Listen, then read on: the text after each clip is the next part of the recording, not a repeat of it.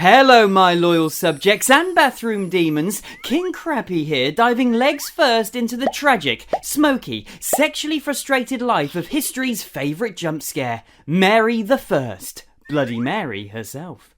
You're a depressed Tudor with daddy issues so deep Jon Snow could never compete, and a husband who treated you like an expired coupon. Centuries later, drunk teens chant your name in the mirror like they're summoning a $5 demon, with no clue you were just a neglected queen with a failing womb and a passion for roasting Protestants. You didn't start as a monster, you started as Henry VIII's daughter, the man whose royal love life had a higher turnover rate than a budget motel. He dumped your mom, labelled you illegitimate, and replaced wives like seasonal decorations. By the time you reach the throne, you're basically a trauma burrito wrapped in Spanish velvet and Catholic spite. You want three things: a baby, a husband who actually wants you, not just your kingdom, and a Catholic England that doesn't hate your guts. And you end up getting none. And if you think being called Bloody Mary was the worst part, sweetheart, no, this is the life, death and eternal royal embarrassment tour of Mary Tudor. Chapter 1. The Royal Baby Shower with no baby. You're 38. You've finally secured a husband, which at your age is basically like winning the lottery, except the prize is a man who looks at you like you're a business merger he doesn't want. You're Queen Mary, your enemies are sweating, all that's left is the one thing England expects from your exhausted, overworked, probably needs a vacation uterus: an heir. So when your belly starts to swell and your periods stop, everyone loses their goddamn minds. You're glowing, nauseous, emotional, basically experiencing every pregnancy symptom except the actual pregnancy part, and you're convinced heaven finally switched your life difficulty setting from nightmare mode to maybe you'll catch a break this time. Philip, your younger and painfully distant Spanish husband, forces a smile like a man pretending he's enjoying small talk at a party he didn't want to attend. But hey, he's in the same building as you, which at this point counts as affection. You'll take what you can get. He's like a really expensive houseplant, nice to look at, doesn't do much, and you're not entirely sure if he's alive or just decorative. The entire kingdom is holding its breath. This is it. This is your moment. This is when you prove you're not just a sad Catholic woman with religious trauma. You're a sad Catholic woman with religious trauma and a functioning reproductive system. But days turn to weeks, then weeks turn to months, then months turn into, so is this baby coming or? Your ladies in waiting exchange the dreaded, should we tell her, look? The same look you'd give someone who doesn't realise their pants have weird spots. Your belly's round. Very round. Suspiciously round. But there's no kicking, no water breaking, no contractions, no tiny royal fists punching your bladder at 3 a.m. Rumours start slipping that maybe she miscounted the months. Maybe the baby died. Maybe it's just gas. Maybe she ate too much venison and her body's really just committed to the bit. The truth is, there's no heir. No tiny Catholic baby to continue your legacy, just a phantom pregnancy.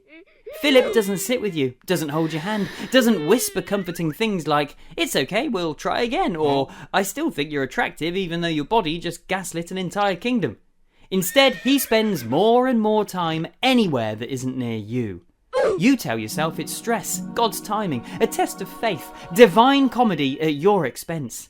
But a small, cruel voice in the back of your head whispers the one thing every queen dreads. If you can't give them a baby, what good are you? What's the point of a queen who can't ride her way into producing an heir? And if you think one false pregnancy is bad, one humiliating, public, months-long display of your body lying to you and everyone else, just wait. Life isn't done with you, not even close. The next disaster? He has a beard, a crown, and the romantic enthusiasm of a government official processing your parking ticket appeal. Welcome to marriage, Mary. It only gets worse from here. Chapter 2. Married to a man who can't stand you. Meet Philip II of Spain, your husband, your king consort, and your personal walking caution sign with a beard. He steps into England like he's arrived into a country-sized inconvenience. He's 11 years younger, barely speaks English, and looks like smiling requires medical assistance or possibly an exorcism. You're in love. He's in a political agreement he can't slip out of without causing an international incident. You picture a devoted Catholic prince who will stand beside you, give you children, and help you glue England back to Rome with passionate conviction and maybe some passionate other things. He pictures a political deal, a crown he won't actually wear, endless clouds, endless rain, a nation that distrusts him on sight, and a wife whose biological clock isn't ticking, it's sprinting towards menopause like it's being chased. The English call him an invader. The Spaniards think he's settling for damaged goods. You think he's your soulmate. Only one of you is correct, and it isn't you. Still, you try. You dress in Spanish black even though the fabric traps heat like a furnace and makes you sweat like you're already in hell. You flatter him, pray with him, and cling to the rare moments when he resembles a real husband instead of a diplomatic slideshow in human form who occasionally remembers he has conjugal duties and performs them with all the enthusiasm of someone filing paperwork. Then your phantom pregnancy collapses. No baby, no heir, no future. Just embarrassment and a body that apparently enjoys lying for attention. Philip looks at the empty cradle, your heartbreak, your unravelling reputation, and makes his signature marital move. He leaves. Back to the continent for business, which seems to mean anywhere you aren't, and definitely anywhere I don't have to pretend to find you attractive. You send him long, emotional letters, basically medieval sexting without the sex or the enthusiasm. He replies like he's answering a receipt. Received, God keep you, Philip. The emotional equivalent of K. He does return briefly, not out of affection, but because he needs troops. He kisses your hand, says something polite in Spanish, and immediately asks, "So, about your army?" You're grateful for the attention, any attention at this point, so you help.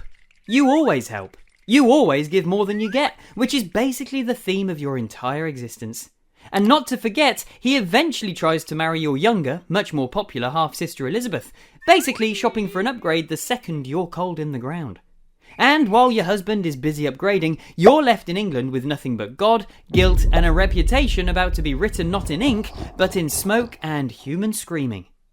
If they won't love you as Mary the Queen, they will fear you as Mary the Burner. And this is where things get very, very bloody. Chapter 3. The Breakfast Club, but with fire and screaming. You wake up early, heart pounding, rosary tangled in your fingers like the world's saddest stress ball, and England is already whispering that you're cursed. Your husband is gone, probably somewhere warm where women don't expect emotional availability or adequate performance. Your womb has betrayed you twice, making you look like the Tudor version of someone who keeps making big announcements and then has to explain why nothing actually happened. And your sister Elizabeth lurks nearby like a Protestant vulture, ready to inherit everything the second you're gone. So you decide, if they won't love you, they'll fear you. If you can't get satisfaction in the bedroom, you'll get it from the executioner's block. You don't start wanting to burn anyone. You're not sitting there thinking, you know what would really spice things up? Public immolation. But the rumours sharpen, and your advisors keep offering helpful suggestions. Your Majesty, if you want to save souls and restore your reputation, perhaps start with some aggressive religious enforcement and a lot of kindling. You think you're saving the country. Your enemies think you're having a prolonged breakdown with fire. Soon your mornings become less peaceful breakfast and more breakfast with execution schedules. You sip warm wine, nibble bread that tastes like ashes, and a servant hands you the burning list, a tidy scroll of people scheduled to die before lunch. You read it like a to-do list. Taurus, stubborn. Gemini, duplicitous. Robert the Heretic, 9:15. Excellent. Someone pass the butter. You never attend the burnings, you're not a sadist, just extremely committed, but the crowds do. Up to 20,000 people pack in like it's festival season. Children on shoulders, vendors selling snacks, people placing bets on scream duration. London smells like smoke, terror, and something disturbingly savoury that makes everyone quietly question their life choices. But you believe you're saving souls. Your enemies believe England is literally going up in flames. And Elizabeth? She watches silently, taking detailed notes on exactly what not to do when she takes over, which she definitely will because you can't seem to produce an heir no matter how hard you try, and let's be honest, Philip wasn't trying very hard either. Just when things seem to be settling into a horrible routine, Philip returns, for approximately 5 minutes. But the moment he remembers England is cold, damp, politically complicated, and contains his sexually frustrated wife who has expectations, he vanishes again. The man has the commitment of a one-night stand and the follow-through of a ghost. And that's when life strikes one more time. Another pregnancy, another hope, another cosmic joke at your expense. Brace yourself, because apparently God enjoys reruns of your failures. Chapter 4. The Phantom Pregnancy, Part 2. Your stomach swells again, your body starts showing all the signs, and you're desperately hoping this time it's not just gas and wishful thinking. You whisper to your ladies in waiting, God has blessed me again. They smile, they curtsy, they exchange looks that clearly mean, should we start planning or just wait for the inevitable disappointment? But you don't care, because for the first time in years you feel alive. You have purpose beyond burning Protestants. Maybe Philip will actually stay this time. Maybe he'll look at you like you're desirable instead of like you're a political obligation he occasionally has to sleep with while mentally composing letters to other people. You retreat into your chambers. You pray, wait and glow with what you desperately hope is pregnancy and not just indigestion and delusion. But as months drag on, the doctors stop making eye contact, the midwives develop sudden interest in the ceiling, and Elizabeth sits in the hallway like someone waiting for a show that keeps getting delayed. Any news? No. Should I leave? Maybe give it another month. Or year. Who knows? Eventually, the truth settles over you like a cold, wet blanket. There is no baby. Your swelling isn't new life, it's your body actively rebelling. Your womb isn't nurturing anything except possibly tumours and your complete emotional destruction. You clutch your stomach and pray, but this time it sounds less like prayer and more like begging. Because you weren't just hoping for a child, you were hoping for proof that you mattered, that Philip might actually want you, that God hadn't completely given up on you. But you're met with silence. Your ladies say nothing. The kingdom doesn't celebrate. Philip doesn't even send his usual emotionally distant correspondence. All you have left is a crumbling throne, a husband who treats you like an expired contract, and a reputation that's about to get much, much darker. Because soon England starts slipping away, and the only thing harder than keeping the kingdom Catholic is watching your enemies smile while sharpening their knives. Chapter 5. The Queen Who Lost England's Last Toy. You're exhausted. Your body has betrayed you twice like a really vindictive ex with commitment issues. Your husband has vanished so thoroughly he might as well have blocked you on every medieval communication method and changed his relationship status to "it's complicated." England smells like smoke, fear and the lingering scent of burnt regret. And now the one thing the kingdom still clings to, the last shiny souvenir of medieval glory, Calais, is slipping away like your remaining dignity at a tense family gathering where everyone knows about your fake pregnancies. It starts with whispers. Then rumours, then a messenger bursts into your throne room looking like he sprinted through 3 timelines and possibly saw his own death. Your Majesty, the French, they took Calais! You grip your throne until your knuckles turn paler than Elizabeth's future lead-covered face. Impossible, you breathe, because surely the universe isn't going to screw you this hard. We've held Calais for 2 centuries. But you underestimated 3 things. French determination, commanders with the tactical skills of drunk toddlers, and medieval priorities, specifically beer over literally everything else, including national security. When France advanced, your garrison commander had one job: flood the defences. He didn't. Why? Well, he wanted to save the water for brewing. Yeah, England lost its last territory in France because someone chose protecting the beer supply over protecting actual England. Somewhere in heaven, Henry V is screaming into a pillow and questioning every life choice that led to this moment. France storms in, commanders panic like virgins on wedding night. Within days, Calais falls harder than your hopes of ever being loved. England mourns while Europe mocks, and you collapse under the humiliation like it's a physical weight. That night, clutching your rosary like it's the only thing keeping you from completely unravelling, you whisper the line history tattooed onto your name. When I am dead and opened, you shall find Calais written on my heart. Dramatic? Yes. Wrong? Also yes, because what's really in your heart is grief, guilt, loneliness, sexual frustration from a husband who treats intimacy like optional homework, and the ache of an illness growing quietly inside you like the world's worst pregnancy. And while England loses land, you're losing something far heavier: your grip on a kingdom that no longer fears you enough to obey. Chapter 6. The rebellions, the rumours, and the "is she cursed" era. England doesn't love a sad queen. England loves a chaotic queen, dramatic enough for gossip, entertaining enough for tavern songs, but not enough to actually raise taxes or cause real inconvenience. And luckily for them, your life has become a 6-season medieval drama with no heroes, no love interests who actually stick around, and definitely no comic relief. It begins with Wyatt's rebellion, led by men who dislike your Spanish husband so much they decide the best solution is overthrowing you entirely. Fair enough, Philip has the charm of damp parchment and the sex appeal of a funeral. The rebels rant about foreign influence and attempt stirring speeches that usually end with being arrested mid-sentence like they forgot they were committing treason. Their cannon even breaks before firing, which is the Tudor equivalent of arriving to battle with a broken water gun and aggressive confidence. Then you shock everyone. You rise. At Guildhall, you give a speech so powerful, so filled with raw emotion and conviction that 25,000 Londoners rally behind you overnight. For a moment, England sees not Bloody Mary the monster, but a woman trying desperately to save her crown and maybe get some respect for once in a godforsaken life.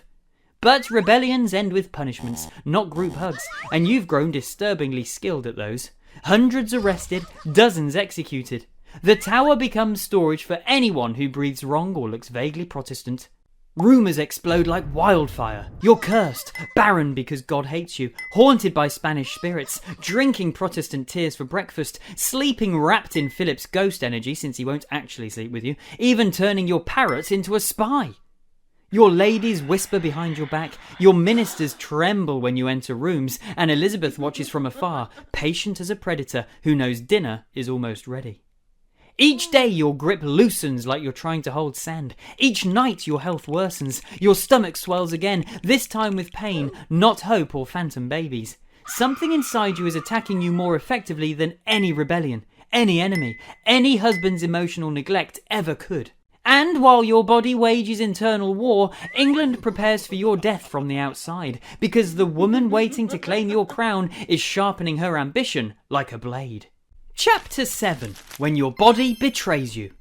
Your stomach swells again, but this time it isn't hope or even a phantom pregnancy, it's an illness pretending to be life, your body playing one final cruel joke. Your skin dulls, your legs ache like they're carrying the weight of every mistake you've ever made. Your strength drains until you can't tell what's more exhausted, your body or your will to pretend everything's fine. And now there are no lies left, no reassurances, no midwives pretending they feel kicking. Physicians call it tumour, dropsy, ill humours, all Tudor's way of saying, we don't know what's happening, but it's definitely fatal and probably painful. You spend your days curled in bed like a dying animal, clutching a rosary worn smooth from years of desperate prayer, whispering to a heaven that feels very, very far away. Your appetite disappears, your hair thins, and your womb aches with a deep, punishing sorrow that feels like cosmic retribution for daring to want love, children, and a husband who didn't treat you like a contract. Outside, England circles like vultures at a really long funeral. Is she dying yet? Who rules next? Should we start planning the party? Elizabeth already has her coronation fabrics ready, probably holding swatches up to the light and asking which colour screams, "I won!" Deep down, you know the truth. When you die, Elizabeth will rewrite you. She'll undo every law, reverse every reform, erase every sacrifice. Your reign will shrink to the burnings, the fear, the failures, the nickname that turns you from a queen into a ghost story. She'll rule for 44 years, die a virgin and get called Gloriana. And you'll be Bloody Mary, the cautionary tale, the monster, the queen who couldn't get pregnant, couldn't keep her husband interested, and couldn't stop burning people long enough to be remembered for anything else. Because history always picks its favourites, and it rarely chooses the sad, sexually frustrated religious zealot with reproductive issues.